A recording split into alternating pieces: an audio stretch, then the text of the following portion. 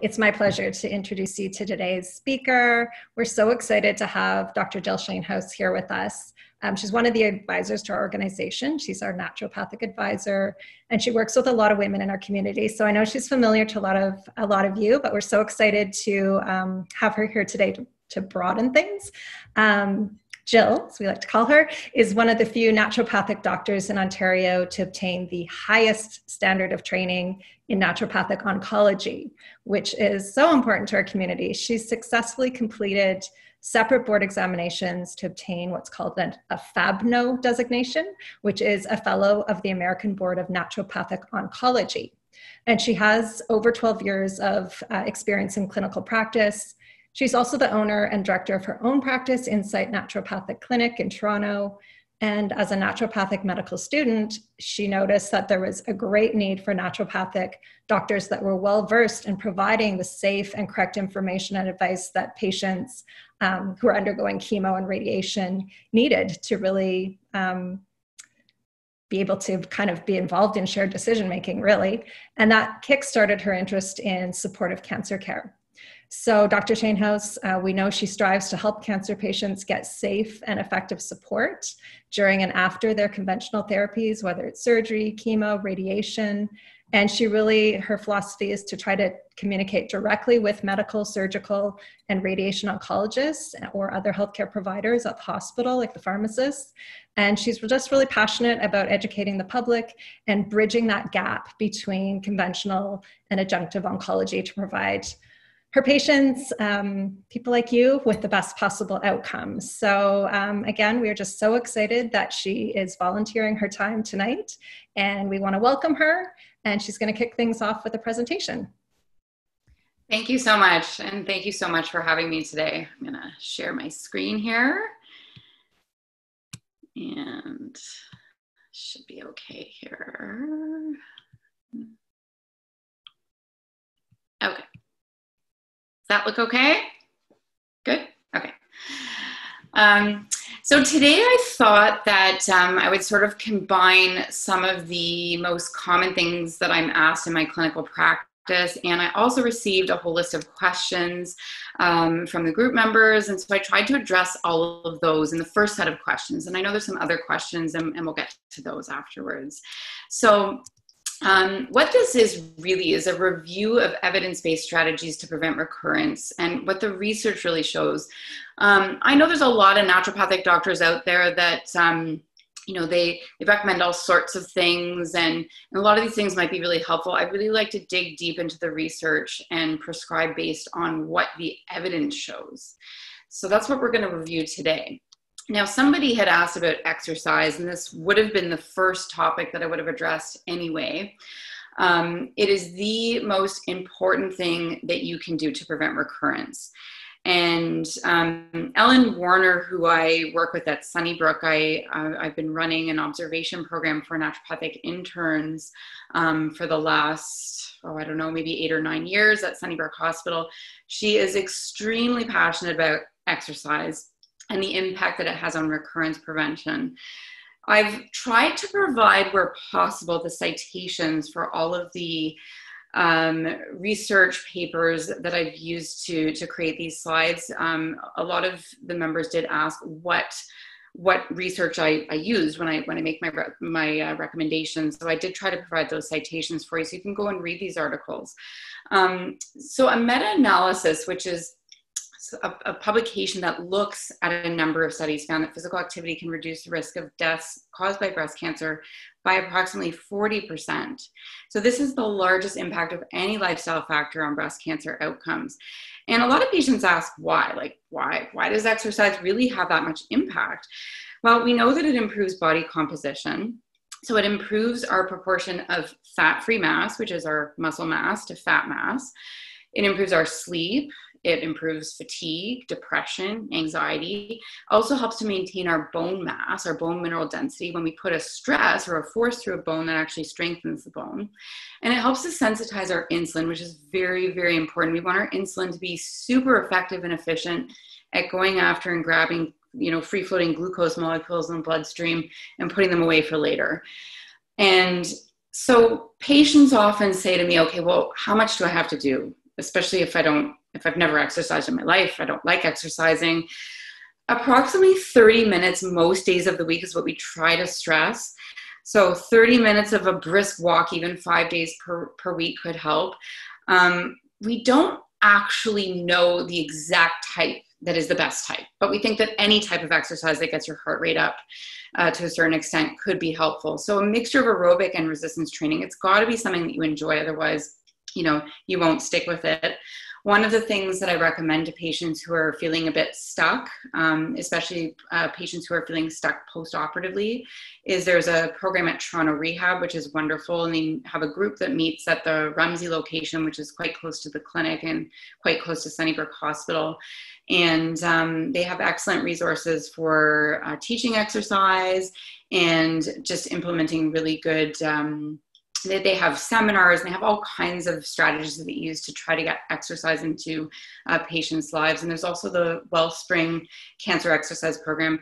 Both programs completely free, great advice, great guidance. You do need medical clearance for both of them, though, so you actually need a medical doctor's referral for the program at the Rumsey Toronto Rehab, and a note for Wellspring as well. And unfortunately, in light of COVID right now, I believe those programs are on a temporary hold, but hopefully they'll be back. Oops. Okay. Another question that's very commonly asked, should I be on a special diet? A lot of patients come in all gung-ho after treatment, and they say to me, I'm vegan. I've gone completely plant-based. I'm never eating an animal protein again. And some patients say, I've gone completely ketogenic. I'm never eating a carb again as long as I live. And what we do know is that there isn't concrete evidence to date for us to say to patients, sure, follow a specific diet to prevent recurrence of breast cancer. What we do know is that there are certain foods that you might want to emphasize in your diet to help improve outcomes in terms of recurrence and mortality risk. And exercise is key. We know that maintaining a healthy body mass is crucial in the prevention of recurrence. If a patient comes in, though, and they feel really good on a diet, I'm inclined to encourage them to stay on that diet, but I might tweak it a little bit here and there. So what the research shows is that vegetables, and that is all vegetables, and of course, including some from the cruciferous family, which I'll get to on the next slides, and the reason why those are important.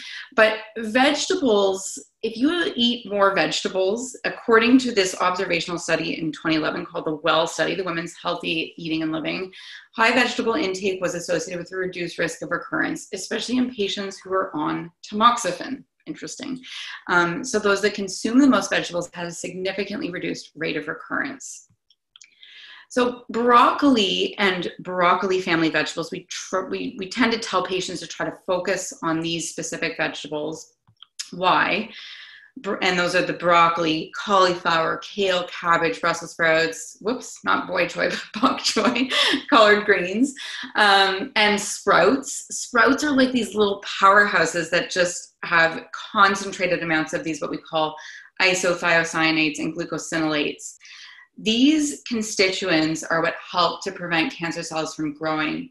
The main constituent is actually called glucoraphanin, which converts to something called sulforaphane in our gut if we've got a really good, healthy microbiome via this enzyme called myrosinase. And that helps with estrogen metabolism via the induction of detoxification enzymes in the liver. The liver is a really important checkpoint for estrogen metabolism. And so these broccoli compounds really help with this detoxification system. So we encourage that patients eat all vegetables, but at least one serving per day of these cruciferous veggies. Another thing that the cruciferous veggies do, which is really neat, is they may reactivate, or the constituents, that is, of the cruciferous veggies, they may reactivate this thing called PTEN, which is a tumor suppressor gene. So definitely try to include some broccoli or broccoli family veggie. Now, soy is something that I get more questions about, or not even questions, but I get a lot of, soy is bad, right? Like soy is the devil, don't go near soy.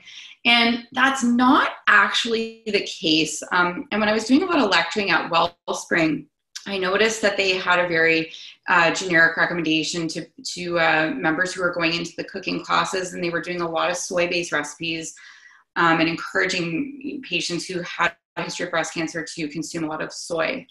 So in general, and I'm going to show you some citations again, some titles of studies that actually look at soy under the microscope. But in general, if we look at all of the best available evidence that we have, consuming soy, so that means like edamame, raw soybeans, tofu, tempeh, and by the way, those fermented soy sources, the miso, tempeh, those have more of the isoflavones, those active constituents that might help to prevent some forms of breast cancer. So in general, eating soy may help to prevent ER-positive breast cancer recurrence in both pre- and postmenopausal patients in both Asian and non-Asian populations. The reason certain studies look at the difference between Asian and non-Asian populations is because often in Asian populations, people will consume soy pre-puberty, whereas in non-Asian populations, it's not as commonly consumed. So that's sort of the story in general with the ER-positive subset. In triple-negative breast cancer recurrence, when we look at that, different studies show different outcomes, but in general, there's more of a preventative effect that we see, or neutral, meaning no effect, it's neither here nor there. The only breast cancer biomarker that I'm cautious about recommending a lot of soy consumption is the HER2 positive subset. And that's only because there is one study, this is the study, the citation is here. It was not a large study, but this study suggested a possible increase in recurrence of HER2 positive subset. In a very small number of women, it was 8 Korean women in the study who had HER2 positive disease showed a potential increase in recurrence risk. So it's just, we don't have any, there's been no update to this study. We don't really know much more than this. So it's just sort of something that I mentioned to patients if they're in the HER2 positive subset and they're vegan, let's say, or they're consuming a lot of soy. I usually ask about the total amount that they consume. This is the Shanghai Women's Health Study, which was from 2009. And I've, again, given you the citation here. You can actually click on that link and it'll take you right to the full text article. And I've just sort of summarized the findings of this study, which showed a 22% decreased risk of breast cancer when comparing the highest to lowest intakes of soy during adulthood. And then it breaks it down into the ER positive, PR positive in postmenopausal, and ER, PR negative in premenopausal women. You can see the decreased risk in those subsets. And then a 47% decreased risk of premenopausal breast cancer when comparing high to low intakes of soy during adolescence and adulthood. So you can see from some of these publications, we're not seeing a lot of concern, except for that one paper in the HER2 positive patients. And again, it was very small. This is another study looking at 1,954 American women who were breast cancer survivors for 6 years. Again, the citation's there if you want to have a look at it. This was looking at women who were previously treated with tamoxifen. Their breast cancer recurrence was 60% lower when comparing the highest to lowest diadzin intake. So this diadzin is just one of the soy isoflavones. It's a specific type of isoflavone. There's diadzin and genistein is the other one. Those are the two main ones. No benefit in this study was observed in women who had never used tamoxifen. Now, there have been other publications showing a potential synergy, meaning works well together with soy and tamoxifen seem to work well together. So interesting. This study also showed maybe not really much benefit in the triple negative subset of patients, but nothing negative, just neutral, meaning no real benefit. This publication was another one, post-diagnosis, soy food intake and breast cancer survival. This is a meta-analysis of cohort studies. Again, a study that looks at many studies. And this showed that soy food intake might be associated with better survival, especially for the ER negative and ER PR positive, and also just in general postmenopausal patients. So again, another positive one. This study from 2019 looked at patients who consume soy, and as you can see with the number there, quite a few of them, huge age range, 10-year study period, and 3.6% of survivors in this study reported an osteoporotic bone fracture. Soy is a good source of calcium, and we know this. So patients who consume more soy, they had a 77% reduced risk of osteoporotic fractures. That was in the younger patients in this study. So that's also an interesting and positive finding.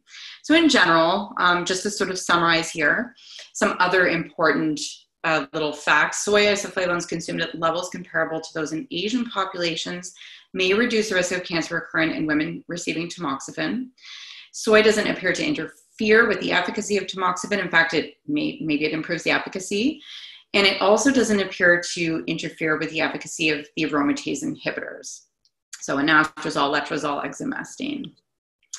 So that's just my summary for you on soy. So hopefully that cleared up some of the misconceptions or questions that you had about soy. A lot of patients also ask about flax, and the thing that soy and flax have in common is that they're both phytoestrogens. That's a plant-like estrogen. And that doesn't necessarily mean that these things bind to estrogen receptors and potentiate growth. In fact, it very well could mean the opposite, and that's a lot of what we see. Some patients ask me, does it matter whether they're brown or gold flax seeds? It doesn't seem to matter. I'll talk about a little bit of the preparation in a second. Here's a publication for flax. Observational data shows an association between flax and a decreased risk of primary breast cancer. So in someone who's high risk, we might want to incorporate it into their diet, as well as a lower mortality rate among patients with a previous history of breast cancer. Flax, when you grind it up, contains something that's released called linen, and that helps to bind estrogen junk and helps draw it out through the gut. That's its main mechanism of action. It's also a source of omega-3, which most of us are deficient in. So when we use flax, a lot of patients ask about, can I just buy it ground? I don't want to spend time grinding it. I don't have a grinder. You don't really want to use your coffee grinder for this because it'll make your coffee taste flaxy. And so you kind of have to have a separate little grinder for your flax, or you can throw it into a high-powered blender and it'll grind it right up. It's very easily oxidized when it's exposed to light and air. So it's advised that you grind it right when you're going to use it, and then put the rest in your fridge or your freezer to keep it nice and fresh. If you do have the ground, usually have patients, they'll buy it and then get it in an opaque container, like an opaque bag, or put it into an opaque container, like a stainless steel jar or something, and store it in the freezer if it's already ground. So you can add it to smoothies. Some of our patients will eat it in applesauce with some cinnamon, and they say it tastes like a little apple crumble. And it's really good for bowel regularity. It's a great soluble fiber. It helps to draw water into the gut. So it helps to regulate bowel movements as well. And it's been studied to be synergistic, again, word meaning that it works well with tamoxifen. So definitely a lot of positives with respect to flax. Another question that is very, very commonly asked and often a concern with any age group of women is, how much do I need to reduce my alcohol intake? Because this is another thing I'd say. Sunnybrook's recommendations, and most hospitals don't give a lot of recommendation with respect to lifestyle strategies that you can implement. But Sunnybrook, I would say every time I'm there with my interns observing a shift, patients are often told exercise more and reduce your alcohol intake and take vitamin D. Those are the three things. But reducing your alcohol intake does seem to have a huge impact on reducing recurrence risk and also improving survival. So 3 to 4 or more drinks per week seems to drastically increase, like it's directly proportional to the amount of alcohol consumed. So is less better? Yes. But could you have a couple of drinks per week on the weekend if you wanted to drink socially? Probably yes. But remember that the risk is directly proportional. The risk was higher in postmenopausal overweight women.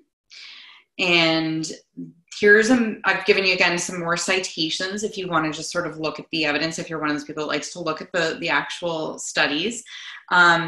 This one was a meta-analysis of a large cohort, that just means a large group of people, of over 200,000 cancer survivors, showing an 8% increase in overall mortality and a 17% increased risk for cancer recurrence among the highest versus the lowest alcohol consumers. And there have been, in the last few years, we've seen a lot of these publications show the same trend. So a few drinks on the weekend, take home message, really probably not going to hinder overall outcome, but just try to keep it to a minimum. So hopefully that clarifies that, because that's very commonly asked about. Another thing that patients often will ask about is, what about animal protein? Should I be having any? If I eat it, what should I eat? Is chicken full of arsenic, and is it going to kill me? I think what it comes down to with any animal protein is the whole you are what you eat principle, I think, is quite important to consider long term. And I know it can get expensive, which is a bit unfortunate. Right now things are a bit trickier to get in general. A lot of the places that carry organic things, or that we're getting things in from other farms, like some places just have lower just less stock in general. But farming practices are important. I will usually counsel patients to try to go for, and this sounds really silly, but free range poultry and eggs, even over organic. And that's because chickens, when they are farmed in mass quantities and living in a very congested environment, have very high cortisol. And cortisol is a steroid hormone, and that does go into their meat, and it does go into the eggs. So if we eat a lot of that, we're eating a lot of excess cortisol, and we don't know what that could do to our steroid hormones. So it's just one of those common sense things. So those are sort of my general recommendations with respect to what to look for on your labels when you're purchasing animal protein. Fish, I will usually refer patients to Environmental Working Group's website. There's a safer seafood guide on the on the consumer guide. So if you go to ewg.org, I probably should have added it to this slide, but ewg.org, and then click on consumer guides, you'll see there's a safer seafood guide, and that will show you pretty much any fish that you could ever try, really, and whether it's a good source of omega-3 fatty acids, and whether it's a significant medium or mild source of mercury. So I'll usually counsel patients on that as well. And dairy is another thing that I'm sure everybody saw the recent study, which was in the International Journal of Epidemiology, February 2020, which raised some concern regarding primary risk of breast cancer and the consumption of milk. And this was drinking milk. So the study didn't find any link between breast cancer and eating cheese or yogurt. It was really just from drinking milk, and that was regardless of fat content. Now, the study was scrutinized quite extensively. The reported risks were relative and not absolute. And so, and then there have been some conflicting study results in general from prior publications. So sort of the general conclusion there was to kind of take this with a grain of salt. However, what I do tell patients about dairy, and dairy doesn't mean eggs. Like, a lot of patients think that dairy is eggs and milk. I don't know why, but dairy is milk products, yogurt, cheese, ice cream, anything that comes from a cow, like a cow's udder, essentially. And so what we do know, and that study, by the way, was a primary risk study. What about recurrence risk? Like, what do we know and what do we understand about milk and dairy products from any mammal? Milk contains something called insulin-like growth factor 1, IGF-1. And what we do know, and when we look at people who consume a lot of milk and milk products, and we measure their circulating levels, because we all have circulating levels of this thing called IGF-1 in our blood, patients who have higher levels of circulating IGF-1, they have a higher risk of developing breast cancer. If it's a male, they have a higher risk of developing prostate cancer. And there also seems to be a correlation with high IGF-1 and ovarian cancer.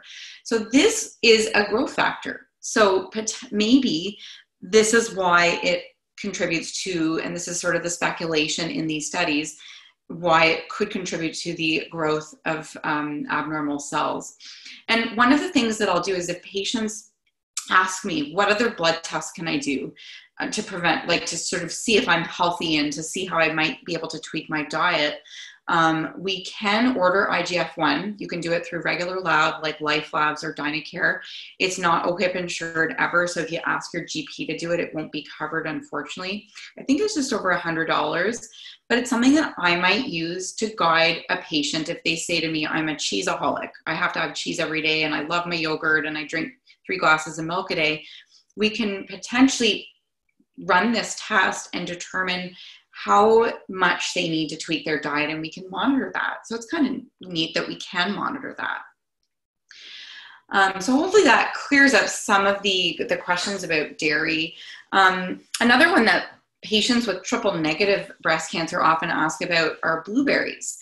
And a few studies have shown that a blueberry extract, a whole blueberry powder actually, which one of the health food companies called Organic Traditions, they make all kinds of superfoods, and you can find them in most health food stores. They started making a whole blueberry powder.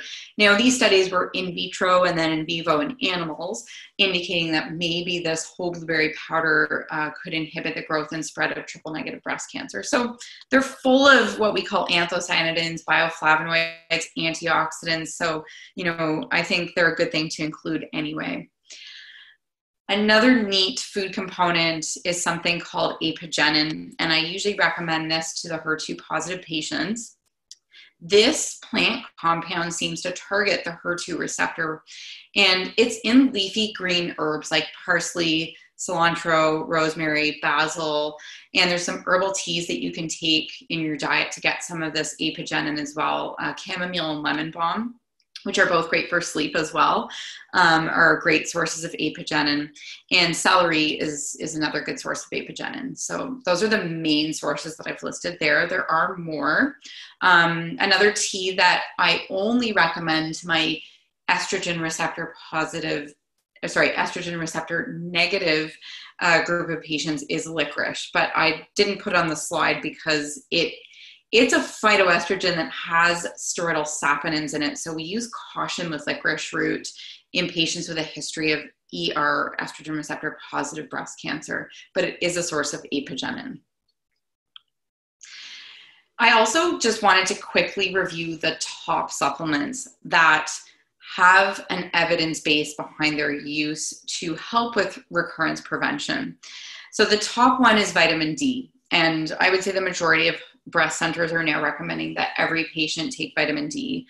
Vitamin D, how do we know how much to give? We don't know. Nobody knows. Most of us are deficient. The best way to dose is to draw a blood. 25-hydroxy-D3 is the blood test. Most physicians are hesitant to do it unless you're on an aromatase inhibitor. Really the only OHIP insured criteria for vitamin D is either malabsorption, but the bigger one is osteopenia, osteoporosis.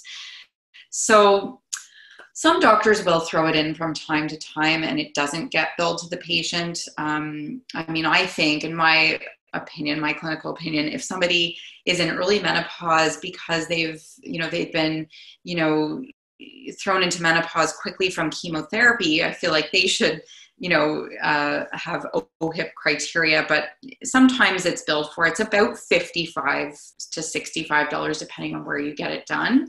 So it's not extremely expensive, and it's not something you have to do all the time. If someone is really, really deficient though, I might dose them a little bit higher and then recheck in 3 months just to make sure that they're absorbing the vitamin D that we have them on. Liquids and soft gels are best for absorption. It is a fat soluble vitamin, so it should be in a fatty base, or you should take a tablet if you have a tablet with a food containing a fat. So that's important to remember. Some people say, oh yeah, take it before bed with no food, and when we check their levels, they're not very impressive. So it's just something to be mindful of, that it is a fat soluble vitamin. We want to take it with fat or have a fatty suspension of it. So there is quite a lot of evidence for D in the prevention of recurrence. Better serum D concentration is also associated with better efficacy of tamoxifen. It helps with the conversion of inactive tamoxifen to active metabolite endoxifen. It has also been associated with, if the serum concentration is higher, less adverse effects or side effects from the aromatase inhibitors. So that's also something that's pretty important to consider. It also is associated with improving and maintaining our bone density, along with vitamin K2, but I didn't put that on the slide. It's not really a prevention of recurrence one. Selenium is another micro mineral that I typically recommend. They have found low selenium levels in some patients with a history of breast cancer. This was on Steve Nayrod's list once upon a time. They were finding nail concentrations were low when he was studying patients with BRCA1 and 2 mutations. A prevention of recurrence dose and a standard dose is 200 micrograms per day. Some patients choose to get this from a supplement, and some patients choose to get it from Brazil nuts. We don't give selenium during active treatment. It is an antioxidant, so we avoid it and give it afterwards. Same goes for vitamin C. It's an antioxidant. We don't give it during active treatment. We give it after all treatment is all said and done. But studies do support the use of at least 100 milligrams of vitamin C, not a huge dose on top of what we would typically take in our diet, to reduce all-cause and breast cancer-related mortality. And that one supplement, that and vitamin D, I think got some attention in Ellen Warner, medical oncologist, did this paper on I think it was a nutrition student. And so I think the two supplements that were mentioned were vitamin D and vitamin C. So again, not during active treatment, something we would use afterwards. Melatonin is another, it's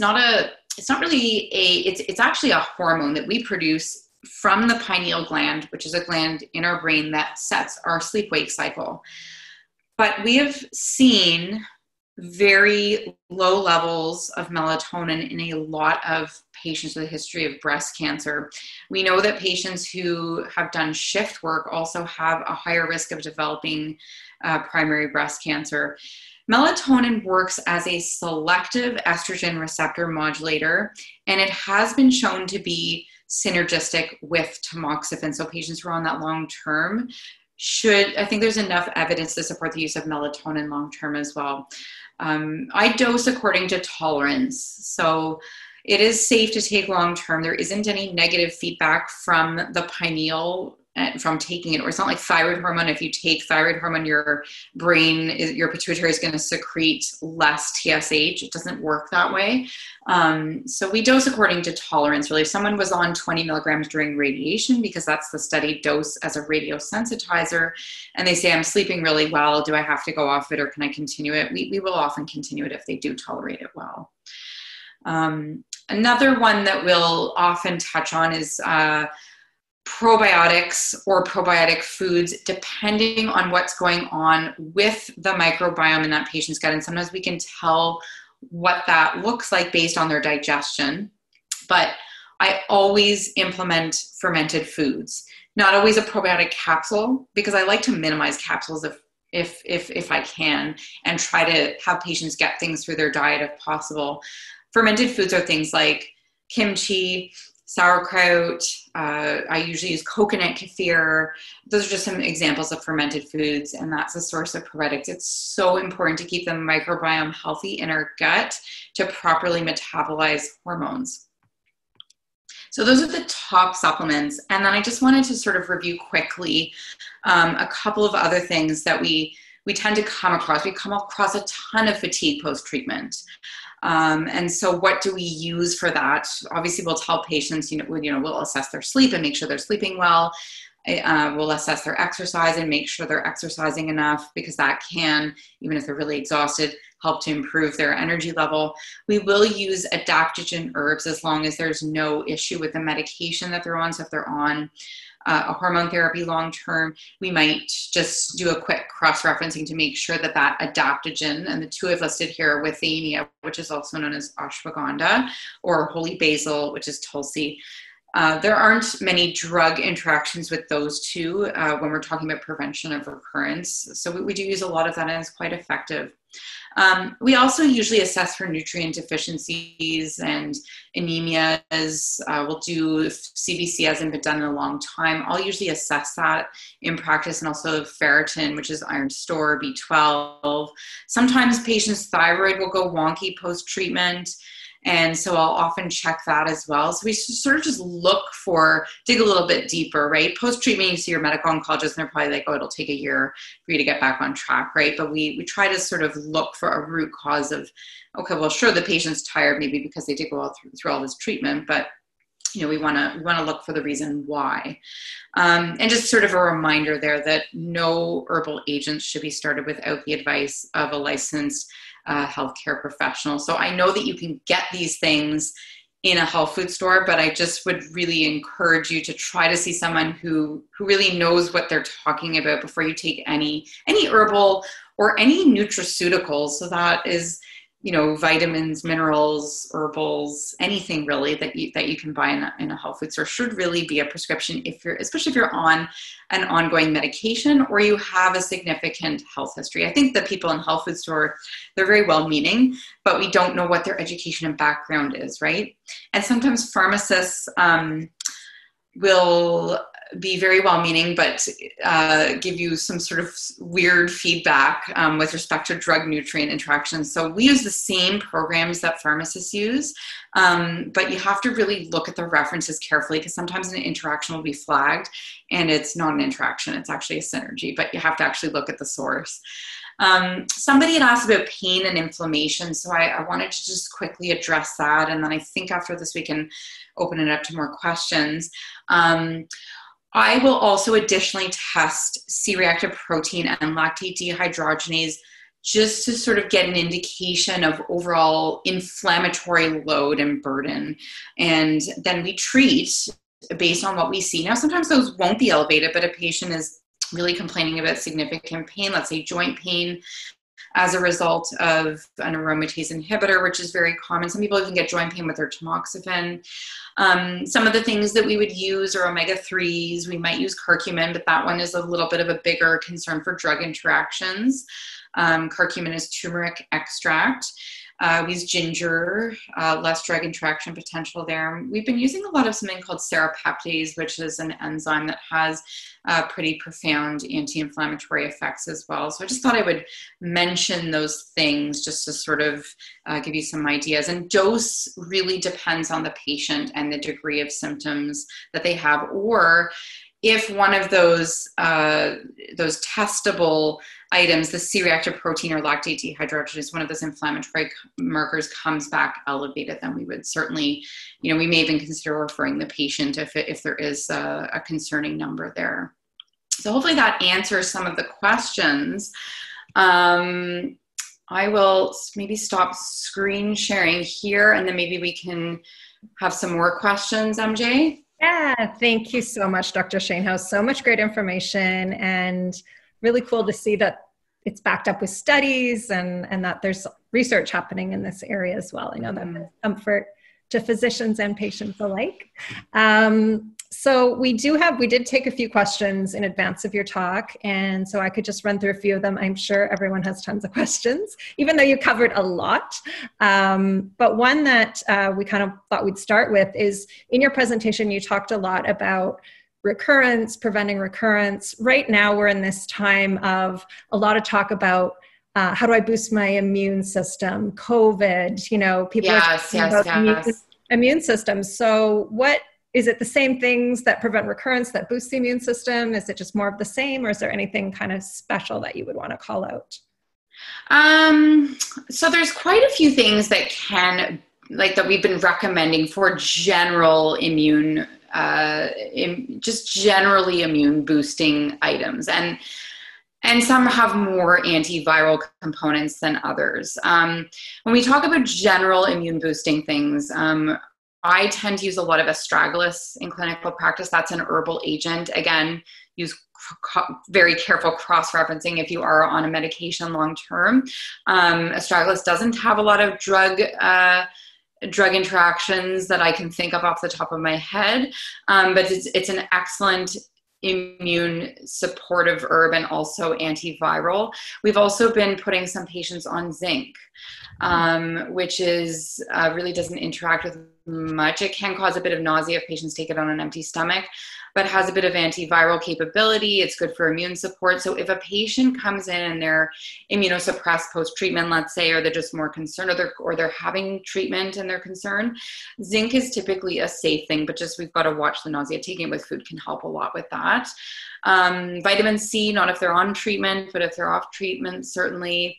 We'll sometimes use mushroom extracts, sometimes in tea form, sometimes in capsule form. Hot water extracts have the majority of evidence as immune boosters. So that's just it's sort of specific to the preparation of how the mushroom compound is manufactured. Those are some of the top things that we would use. There was a lot of question about quercetin early on in the COVID outbreak. We're just not sure if there's any specific anti-COVID agents, but the top things that they have looked at that reduce inflammatory cytokines and look to be antivirals are potentially quercetin, vitamin C, and zinc. Those are kind of the top three. Okay, great. You sort of closed your presentation talking about pain management. One of the questions that came in, someone's ER positive, PR positive, HER2 negative, and is on tamoxifen and is suffering with neuropathy. And so the pain specifically from neuropathy, is that kind of covered off in what you talked about in terms of pain management, or is there anything specific for that particular? Yeah, so the most studied natural agent for neuropathy is omega-3 when we're talking supplements. We have been using another product called magnesium treonate, which is a special form of, it's also called Neuromag, so it's specific for helping nerves regenerate. I don't know if this was a chemotherapy-induced neuropathy. Certainly, because it says, I suffer from neuropathy from chemo. From chemo, yeah. So there is a lot of evidence to support the use of acupuncture for neuropathy. I would say that we have the most success with acupuncture alternating with, we use a low intensity laser here in the clinic as well. And so that's been beneficial even for long-standing neuropathy from platinum agents, which is, in my experience in over 16 years, is the trickiest neuropathy. So there are some oral agents, I'd say omega-3, maybe magnesium treonate, but also acupuncture laser. I'd say we have the best response to treatment with those interventions. It's just a pain because you've got to do it weekly. So there's that. Good to know. Another question, and then we'll go to the audience. It says, my cancer is ER positive, stage 2. Even with pathological complete response to chemo, the oncologist sort of noted, most distant recurrences occur after 10 years or more when women have completed their endocrine therapy. So this person saying, I've been doing my best to eat whole food, plant-based, avoid cheese, alcohol, and exercising. I'm taking all the relevant supplements, D, C, fish oil, flaxseed, turmeric, God knows what else. And this is interesting because it's the mental preparation. She's asking, should I mentally plan to continue all of this for the rest of my life? Or does it ease up at some point? And I know from my own experience, sometimes when you're doing work with a naturopath and you think, oh, I'm always going to have, I know. Yeah. No, it does become overwhelming. And a lot of patients get this, they get supplement fatigue. They just get lifestyle change fatigue. And a lot of people kind of fall off the wagon. And so that happens a lot in my practice. Patients will come in 5 years later and they're like, okay, so I'm doing nothing. And, I need to get back on track. Do you need to take those things forever? I mean, nobody really knows, right? I think what I would do is look at a protocol and maybe try to pare it down a little bit to the most essential things that have maybe the best evidence to support their use. I think exercise has got to stay in there forever.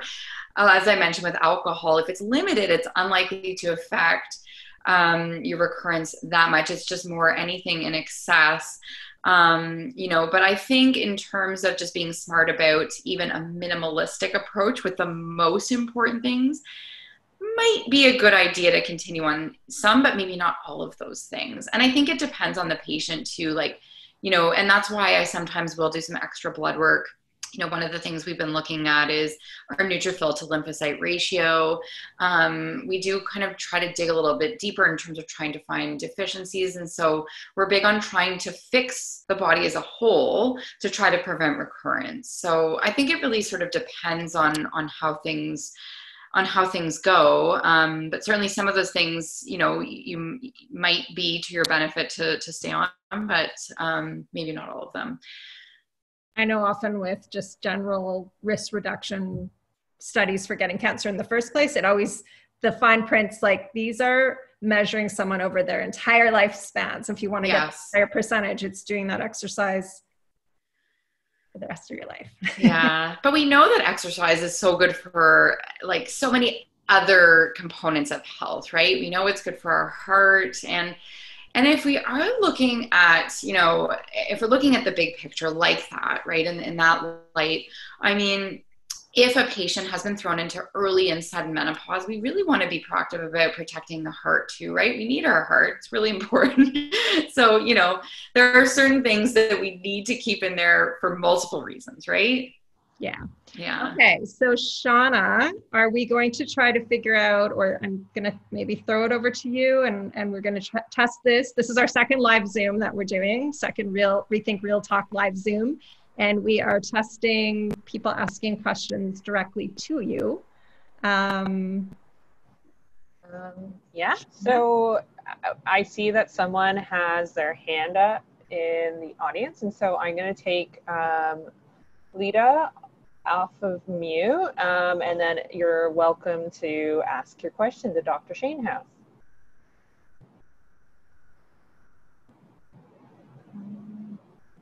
Okay, we're going to try this. Don't hear anything.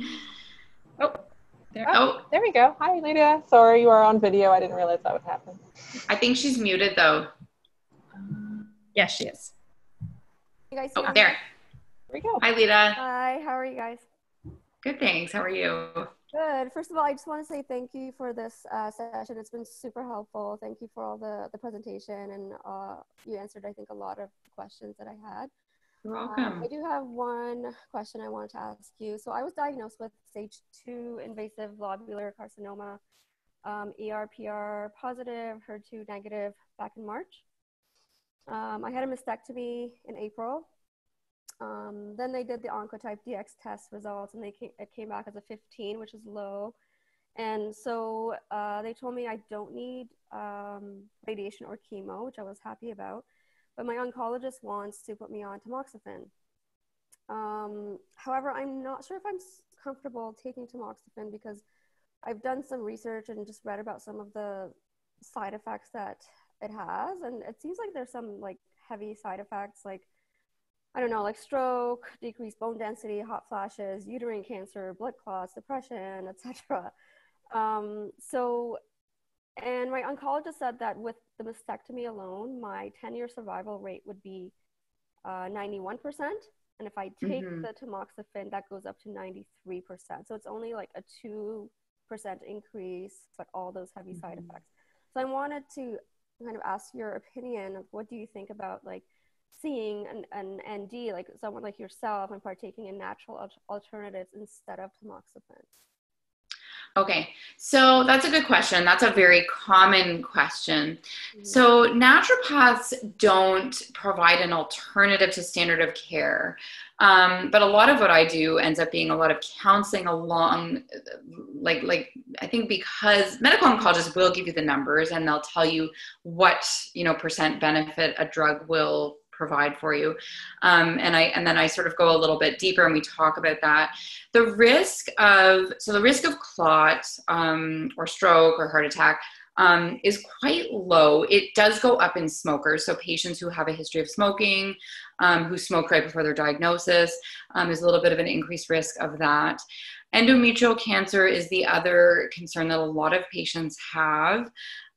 Typically, I actually, in just over 16 years, I haven't seen that happen. I have seen endometrial hyperplasia, where patients have atypical bleeding, and then they go and they have a pelvic ultrasound, and they see that they have a thickened endometrium lining, and so then they go in and they do a biopsy. And there hasn't been malignant tissue, but they have seen hyperplasia. So they generally would take the patient off the tamoxifen at that time.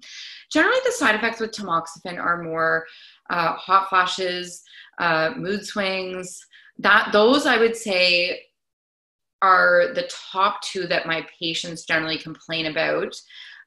Sometimes sleep disturbances, sometimes headaches, and sometimes joint pain, which, as I mentioned earlier, is a little bit more specific to the aromatase inhibitor class of hormone therapy. But patients do talk about that side effect as well with tamoxifen. What I generally tell patients is, I mean, for you, I guess the percent benefit, it has to sound good to you, right? Like the doctor's job is to sort of present the drug and say, here's a drug that might improve your outcome by this much. Here are the risks, here are the risks and here are the benefits. Does this sound good to you? Do you want to take this drug? Most patients, if that number does sound good to them in terms of reducing their risk or improving their outcome, will try it. What I do is typically mitigate the side effects. So if they're having a lot of hot flashes, I might say, okay, let's look at the frequency and the intensity, and let's assess your caffeine consumption, because caffeine makes tamoxifen-induced hot flashes much worse. Let's look at, maybe using some sage or bioflavonoid called hesperidin. Another thing that patients do complain about, I would say one of the sort of more common side effects is weight gain.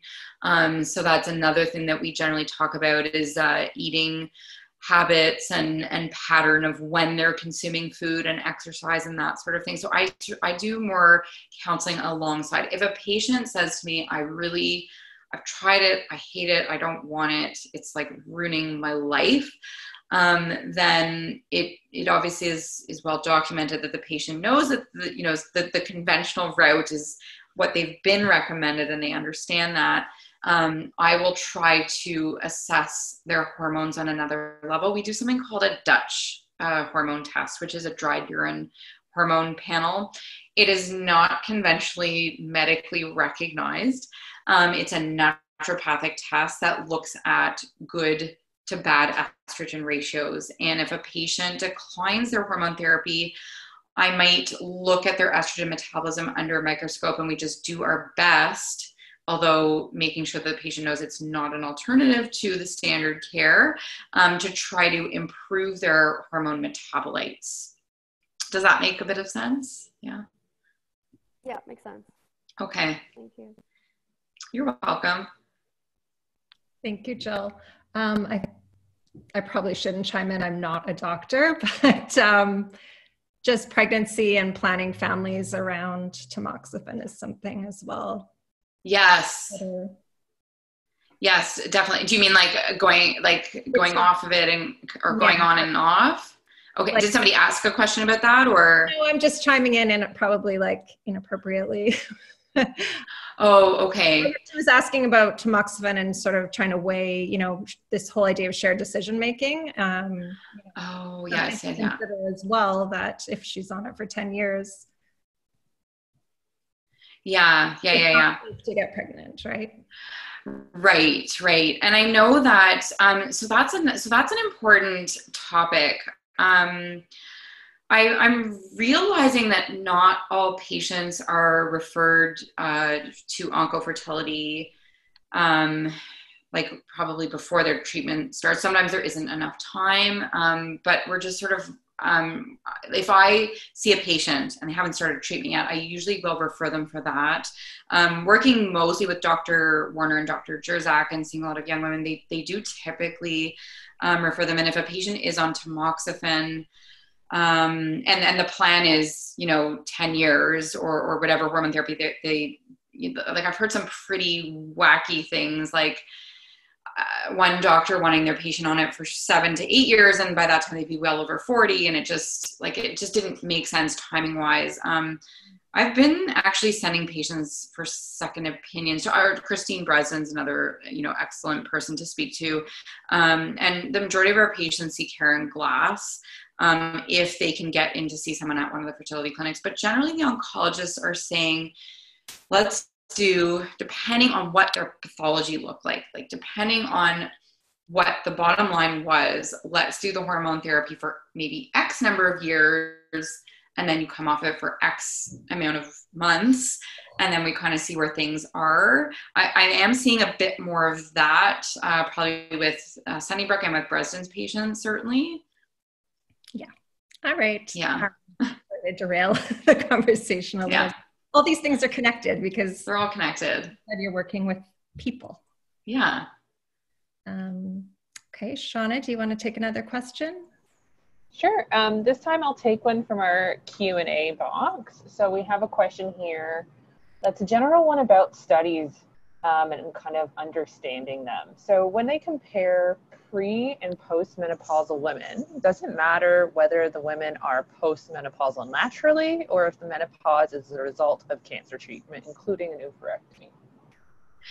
Yeah, so the study might specify that, but postmenopausal, they're just talking postmenopausal, meaning estradiol is low, FSH is high.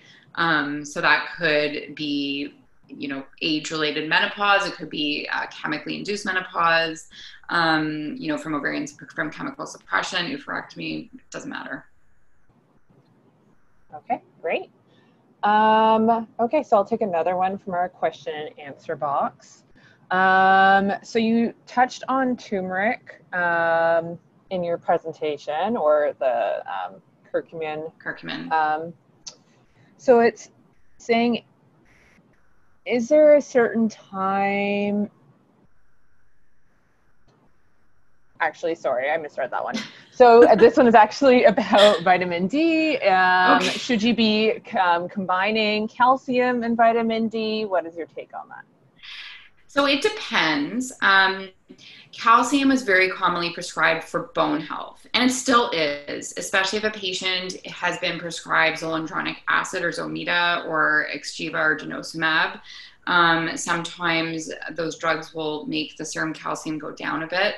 And studies do show that there's probably more of a benefit if they are getting adequate calcium in their diet, or they're taking a little bit of a calcium supplement.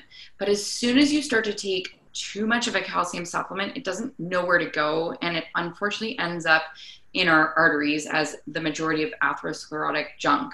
So we have to be careful. The old school recommendation for calcium was like 1,500 milligrams. Now a maximum dose that I'm hearing a lot of, even from endocrinologists, is about 500 milligrams of a supplement. They do go well together, calcium and vitamin D. They're both good for bone. Calcium, magnesium, vitamin D, and K2 are all sort of the bone fortifiers. Okay, great.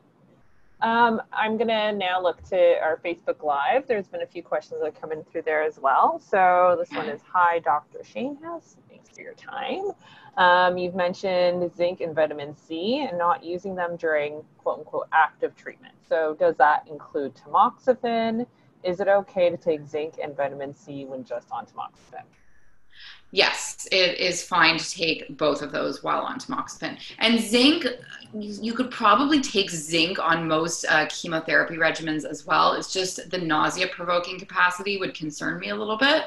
But while on tamoxifen, you can take C and you can take zinc. Okay, so I see another raised hand, so I am going to invite them into the talk. Okay, so Rashna, you are unmuted. You can go ahead. Hi, thank you so much. I have so many questions. What's the best? Okay. I was on tamoxifen and they switched me. I'm 36, ER positive, HER2 negative, ER/PR positive, HER2 negative. So they've switched me now to letrozole. Yeah. And Zoladex. Yeah. So what I'm wondering is, I'm starting to, go through the process of menopause at 36. So what can I do to help boost, anything related to the skin effects it's having, I'm the loss of hair that's having? Can we take stuff like collagen supplements? Do you have any insight on us taking collagen in another form, or could that not be a good idea? That's a good question. And that's actually very commonly asked, the collagen question. Collagen is, so everybody wants to take collagen for their hair, skin, and nails because it makes them healthier and makes them look better. Collagen isn't very well studied, and there have been some concerning tidbits of information. Some studies look at collagen as something that might prevent cancer cell growth, and other studies look at it as potentially promoting it. So what I've sort of said to patients is if they are really wanting to take a collagen supplement, I don't have them do it every day. I prefer that they do kind of the collagen precursors. So for example, vitamin C, which I love, it upregulates collagen. Things like hyaluronic acid also upregulate collagen. And you can have things in your diet if you're not vegan, like bone broth, right? These are sort of food or dietary sources of collagen. And I know some people ask, well, is marine collagen better than cow collagen? We don't know. And then you see these sort of vegetarian collagens that aren't really collagens at all. They are precursor combinations. So it's usually like a vitamin C and maybe some biotin, sometimes some horsetail, not actual horse's tail, but a plant called Equisetum arvens, which has been shown to make hair and skin healthier. Silica, there's a lot of things that are kind of these precursors that are probably safer for long-term use. Thank you. You're welcome. I can ask a couple more questions that came in and before your talk. Someone said, I was advised by a naturopath, another one maybe, not you, in 2015 to avoid red grapes and wine as the resveratrol can have a negative effect on ER-positive breast cancer. Is this still the case? I am ER-PR HER2 positive. Okay, so red grapes. Okay, so wine I can see, but the resveratrol in general is not necessarily a bad thing. Again, it hasn't been really, really well studied in patients with breast cancer history for active treatment or recurrence. It's not something that I caution patients. The wine, yes, with the alcohol, we talked about that. But red grapes, I mean, I'd be more concerned maybe. It's not like you would say, okay, you try to have 1 or 2 glasses of wine, but make sure it's white wine because you can't have red wine. No. In fact, I probably would say have the red wine because the resveratrol may counteract the effect of the alcohol, right? You get the good with the bad. Now, there have been some positive studies on resveratrol in vitro, but like not a lot of study in general. And it didn't sound like it was even like avoid a supplement of resveratrol, but the dietary sources, I wouldn't avoid red grapes. It's just really the sugar content I'd be maybe a bit more worried about if you were eating like, pounds and pounds of red grapes. But yeah, I don't know why that naturopath was super concerned about that. Okay. Another question, I was given an online resource link that lists foods to avoid when you have HER2 triple positive breast cancer, and that was wheat, sugar, and meat. Is there any truth to this? Okay, yes, I think I tried clicking on that link and it did not work, just to check out the website. Wheat, sugar, and meat? Yeah. Meat, okay. So sugar, I probably should have made a slide on sugar. A lot of patients ask about sugar, can I never have a candy again? Can I never have a piece of cake again? Can I never have like anything sweet again? And then this does sugar feed cancer? We know that diabetics or pre-diabetics have higher risk of cancer. We try to have patients avoid excessive consumption of simple sugars and simple carbohydrates, or carbohydrates that are just easily chop into little glucose units. That's because, well, if you have a lot of sugar, your insulin resistance is going to be not ideal, so subpar. We want our insulin to be really effective. The sort of deeper reason is that the mitochondria in a malignant cell is a little bit broken. So cancer cells are not really capable of doing this thing called gluconeogenesis. They can't take a protein or a fat and make an energy molecule with it. And that's our other reason for cautioning patients against excessive sugar consumption. And also sugar and high glycemic index carbs like wheat, if it's, if it's sprouted wheat, that's not a high glycemic index carb. If it's Wonder Bread, which is also wheat, that's a high glycemic index carb. So I see the rationale and reasoning there to avoid in any malignancy, not just this type. Meat, again, it really depends. I think it really depends. If you're eating a ton of saturated fat and omega-6 in the meat that you're consuming, if it's a lot of like fatty beef or pork, certainly that can lead to more inflammatory cytokines being produced. But again, I think it really depends on the farming practices. If you're having like grass-fed beef, for example, it's higher in omega-3. So it really depends. Right. And I couldn't check the website, so I'm sorry. I couldn't really see how legit it was, but yes, I tried. There's a lot of things floating out there, right? Yes. Yeah. Yes. Shauna, do you want to take another question from the chat or hands up? Sure. So I have one question I think that will be pretty quick to answer, and it's a follow-up to the presentation. So when you were speaking about flax and the way it needed to be consumed, there was a question about if it's effective when cooked or does it need to be consumed raw? Oh, okay, that's a good question. So because it is so easily oxidized by light, air, and also heat, it is best if it's not baked or cooked into something. It's best if you consume it raw. So if you're making like, I don't know, little healthy Timbits or something that are just made in like the food processor or something, you could add in your ground flax into that. But like in muffins and things like this, it's better to have the flax raw if possible. Okay, great. And then I'm not sure if this is the right form for it, but a lot of questions are coming up about just general insight into CBD oil. Okay, is there anything that you can say on that? Yeah. Was there sort of like a purpose attached to the use of it? Was it more for like, was it to take it for symptoms? Was it to take it for like sleep or pain or for prevention of recurrence? It looks like just broad, like, tell us what you think. Tell us what you think about cannabis. So I typically refer patients, and I think you may have actually had him on at some point, Michael Verbora. He's a medical doctor that prescribes cannabis for all of the patients that see him essentially have to have a legitimate reason for wanting it. Like he doesn't just dole it out to anyone. He knows a lot of our patients are using it for a variety of reasons. I like patients to get it medically supervised if possible.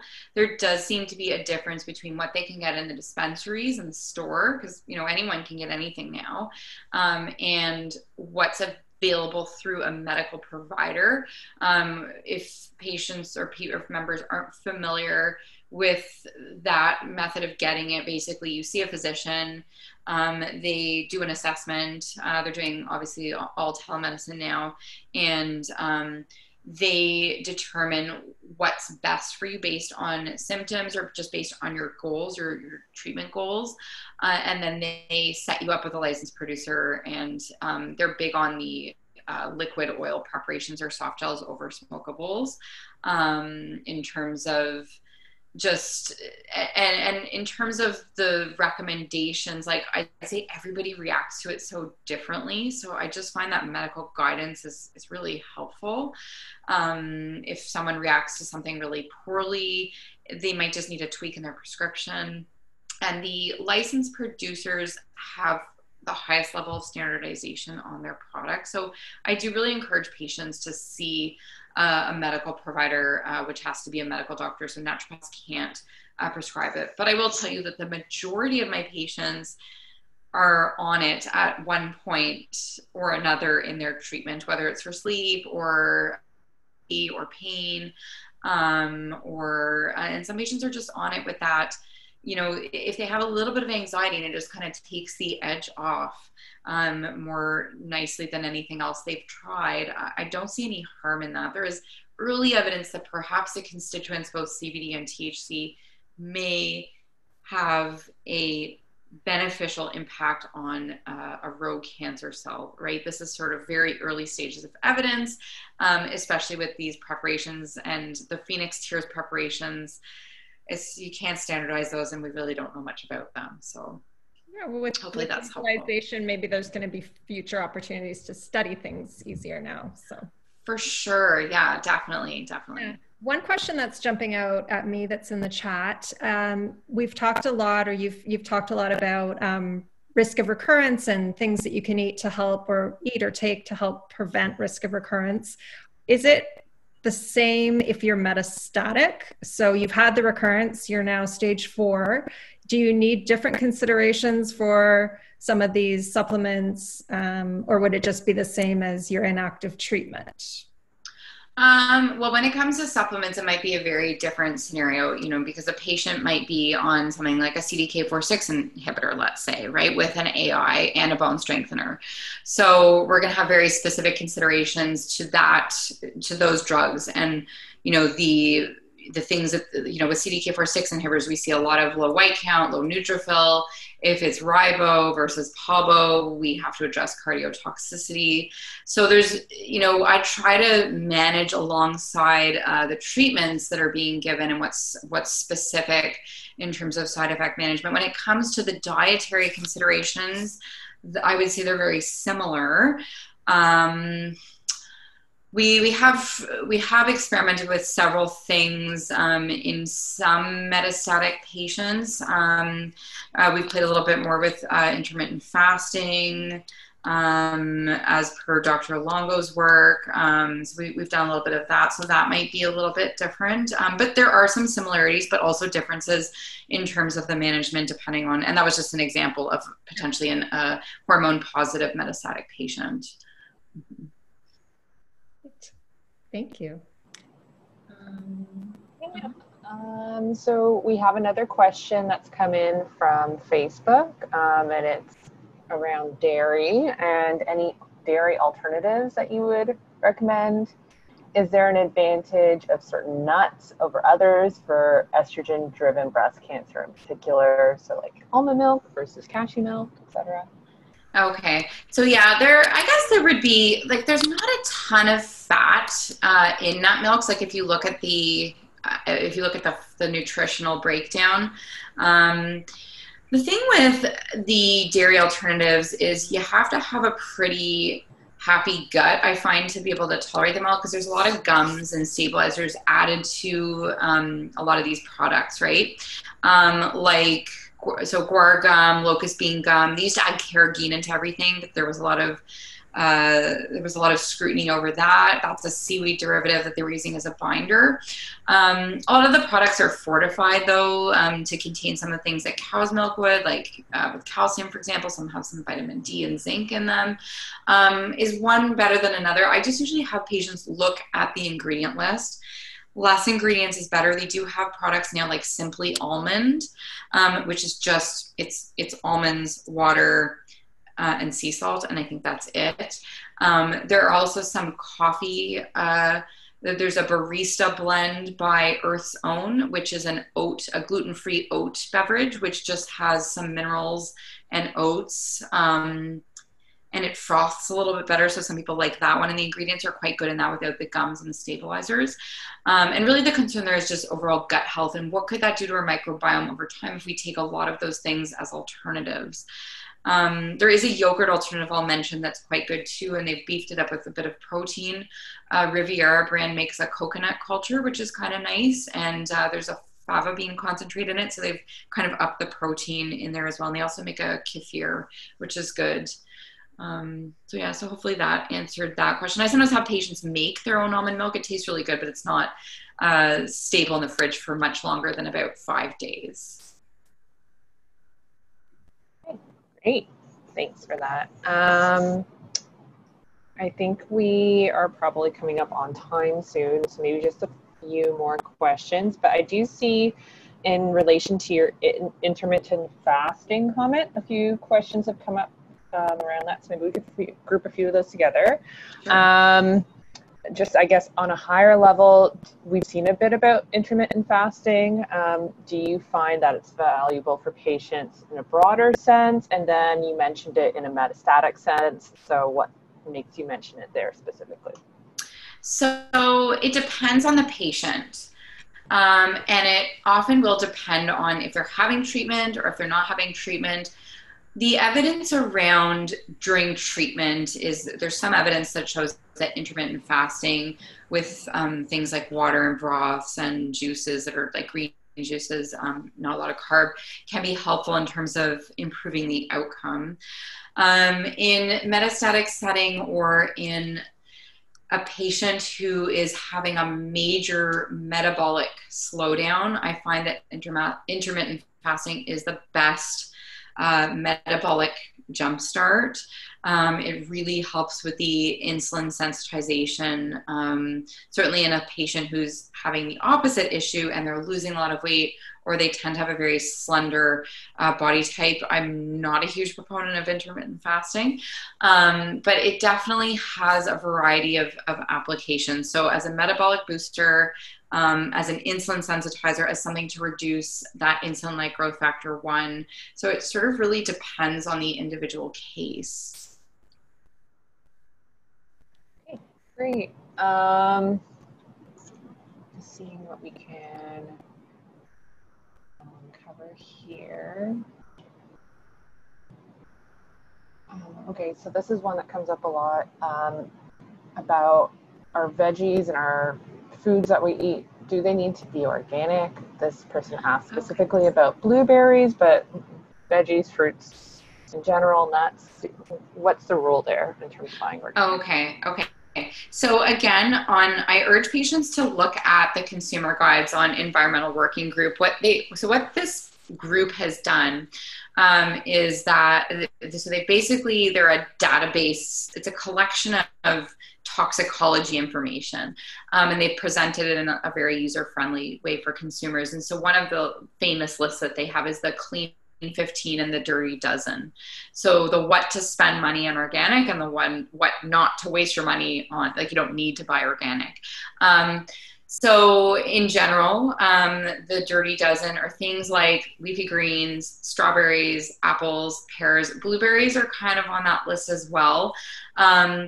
The most cost-effective way to get blueberries, or if you're trying to consume a lot of them, if you're a triple negative case, are frozen wild blueberries. Wild blueberries are not sprayed with pesticides ever, so it's really more the conventional larger blueberries that you buy that you may need to worry a little bit more about. But go to the ewg.org site. If you click on consumer guides and then go to Clean 15 Dirty Dozen, if you click on get the list, and just on Dirty Dozen, it gives you a list in order of pesticide residues of fruits and vegetables.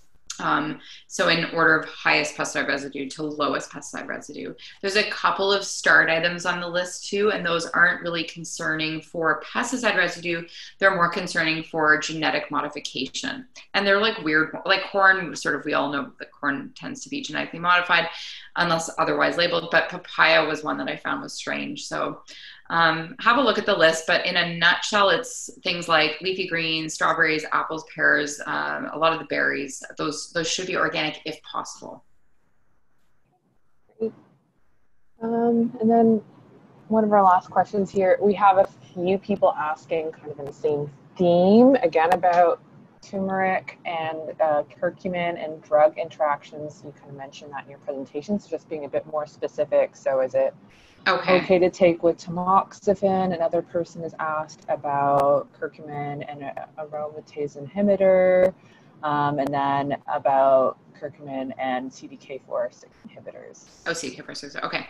So yeah, the main interaction that we're concerned about with curcumin is CYP3A4. So it's one of the cytochrome P450 complex of enzymes in the liver. That's sort of the main passageway for how drugs are metabolized, and some supplements. So if you see on your drug, on your prescription, don't have grapefruit juice or Seville oranges or what's the latest thing, pomegranate. juice. That's typically a concern for CYP3A4 metabolism.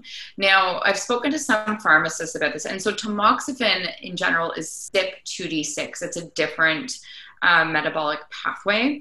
But we do generally, I sort of take it case by case. If a patient is in a lot of pain, joint pain, curcumin is sometimes very, very effective at treating that joint pain. It's a very good anti-inflammatory. It also targets so many different pathways involved with abnormal cell division and inflammation. So it's a very valuable supplement. If someone is so much better on curcumin than they are off of it, what I've spoken to some pharmacists about is timing the drug away from the curcumin. So if they take their tamoxifen, let's say, or their letrozole or anastrozole or exemestane before they go to bed, and by the way, those 3 AIs, the aromatase inhibitors, are metabolized a little bit differently, each of them. So sometimes it would depend on which one they're on. But regardless, I do typically separate curcumin from an AI or tamoxifen by 6 to 8 hours if possible. This is how lucky we've been to have you here tonight, because you are all those things. You're working really closely with breast cancer patients. And so for you to so generously provide an hour and a half of your time in the evening tonight to answer these questions, we just feel really lucky to have you as an advisor, and just really grateful that you made yourself available, because you do have that expertise. You work so closely with patients and oncologists, and you know, it's just so perfect for our community who have questions that you have experience with. So just a huge, huge heartfelt thank you from all of us. And I also want to just give a shout out to our sponsors who've been making a lot of our COVID response work possible. So Pfizer Canada, Roche, Eisai, AstraZeneca, Amgen, Novartis, and McKenzie Investments.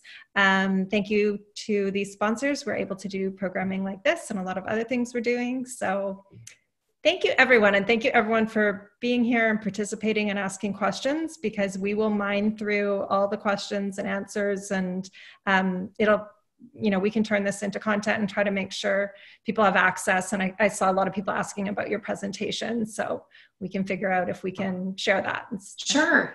Yeah, no problem. Okay. Great. Have a great night. Good night. And thank you, Shauna. Thank you, everyone. Thank you so much. Thanks for having me. You're